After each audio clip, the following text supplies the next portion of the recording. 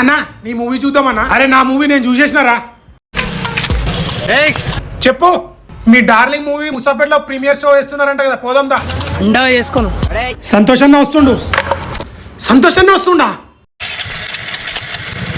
అన్నా నేను వస్తున్నా. సంతోషం ఎవరో కాదు, నేనే. బాగానే ఎక్స్ట్రా తింటున్నావు.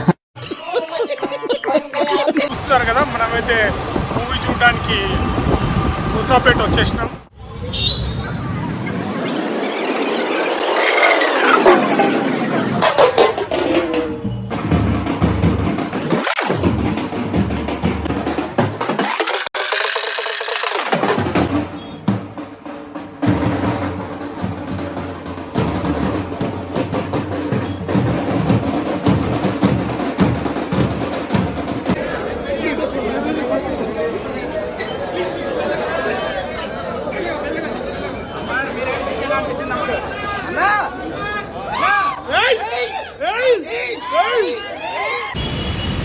సో సినిమా అయితే అయిపోయింది, ఇప్పుడే సినిమా బయటకు వచ్చాము. ఫుల్ వర్షం పడుతుంది. ఇక అలా వర్షంలో తడుస్తూ ఎట్టకేళ్ళకైతే మనం ఇంటికి వచ్చేసినాం. మస్తు చలి పెడుతుంది. ఇక వర్షంలో తడిసినాం కదా, సో మంచిగా వేడి నీళ్ళతో స్నానం చేస్తే ప్రశాంతంగా అనిపిస్తుంది. వేడి వేడి నీళ్ళతో స్నానం చేసి సో ఇప్పుడే మూవీ ఎలా ఉందనేది చెప్తాను. సో డార్లింగ్ అని గుర్తు పదమని గుర్తుకి రాగానే మనకు ప్రభాస్ అన్న గుర్తుకొస్తాడు. నాకైతే ప్రభాస్ అన్న నటించిన డార్లింగ్ మూవీ నా ఫేవరెట్ మూవీ. దాంట్లో ప్రభాస్ అన్న కామెడీ టైమింగ్ కానీ సెంటిమెంట్ కానీ అది కొన్ని డైలాగ్స్ చాలా బాగుంటాయి. నాకు చాలా ఇష్టం. అది ఫన్నుగా ఆ లవ్ స్టోరీ అలా ఉంటుంది. బస్ అదే పేరు పెట్టి దీనిలో వచ్చింది కదా, సో ఎలా ఉంటుంది అనేది చూసే వరకు. సో సినిమా అయితే ఫస్ట్ హాఫ్ చాలా బాగుంది. ట్విస్టుల మీద ట్విస్టులు,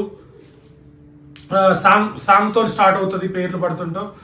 ఈ జర్నీలో మనం దాన్ని ఎంజాయ్ చేయాలి. నిజంగా డైరెక్టర్ గారికి అయితే నిజంగా హ్యాట్సాప్ చెప్పాలి. అంటే కొన్ని ఎమోషన్స్, ఫీలింగ్స్ అవన్నీ చెప్పుకుంటూ మంచి కొటేషన్ డైలాగ్ చెప్పుకుంటూ చెప్పడం జరిగింది. అండ్ కామెడీ అయితే నెక్స్ట్ లెవెల్లో ఉంది. బ్యాక్గ్రౌండ్ మ్యూజిక్ కూడా చాలా బాగుంది. సో సెకండ్ హాఫ్లో అయితే ఇక హీరోయిన్ ఇంకా నెక్స్ట్ లెవెల్. అంటే ఇద్దరు పోటాపోటీగా యాక్టింగ్ చేస్తారు. నిజంగా చాలా బాగుంది. సో కంప్లీట్గా ఫ్యామిలీతో వెళ్ళాల్సింది. సో అంటే చాలా మటుకు అన్ని సినిమాలలో ఉంటుంది, బట్ ఈ సినిమాలో ఆ సీన్ చాలా బాగుంది. ఏదంటే సో ఒక పిల్లలు లేరనే బాధతోని వాళ్ళని ఎలా చూస్తారు అనేది అదైతే నెక్స్ట్ లెవెల్లో చూపించారు. సెంటిమెంట్ సీన్ అది చాలా బాగుంది. ఆ సీను హీరో గారు అయితే నెక్స్ట్ లెవెల్ యాక్టింగ్ చేశారు. బలగం దాని తర్వాత బ్యాక్ టు బ్యాక్ 3 హిట్స్ కొట్టారు. సో మన బలగంలో అయితే ఎలా సెంటిమెంట్, ఫ్యామిలీస్, రిలేషన్స్ అవన్నీ ఎలా ఎమోషన్ చూపించారు, దీంట్లో కూడా పర్ఫెక్ట్ గా చూపించారు డైరెక్టర్. అండ్ తను చెప్పాల్సిన కొన్ని మోటివేషన్ డైలాగ్స్ కానీ. దాని తర్వాత వచ్చేసి హీరోయిన్ గారు అయితే డిఫరెంట్ గా మరో లేడీ కమలాస్ అని చెప్పొచ్చు. డిఫరెంట్ క్యారెక్టర్ లో 5 యాక్టింగ్ నెక్స్ట్ లెవెల్. సో మనం అపరిచితుడు సినిమా చూసినప్పుడు అప్పుడే రెమోగా మారి అప్పుడే రామన్ గా మారి ఎలాగైతే చేస్తారో హీరోయిన్ అంతా బాగా చేశారు. సో ఆ టార్చర్ ని తట్టుకొని హీరో గారు అయితే నెక్స్ట్ లెవెల్. నిజంగా కొన్నిసార్లు ఇద్దరు పోటాపోటీగా చేశారండి యాక్టింగ్. సో నాకు తెలిసి హీరోయిన్ ఇద్దరు పోటాపోటీగా చేసిన సినిమాలు ఏదైనా ఉంటే రీసెంట్ గా వచ్చిందో ఈ సినిమా అని చెప్పొచ్చు. ఫ్యామిలీతో వెళ్ళాల్సిన సినిమా కంప్లీట్. మీరైతే ఎక్కడ బోర్ గారండి. మీరు పెట్టిన టికెట్ కి అయితే సాటిస్ఫై అవుతారు.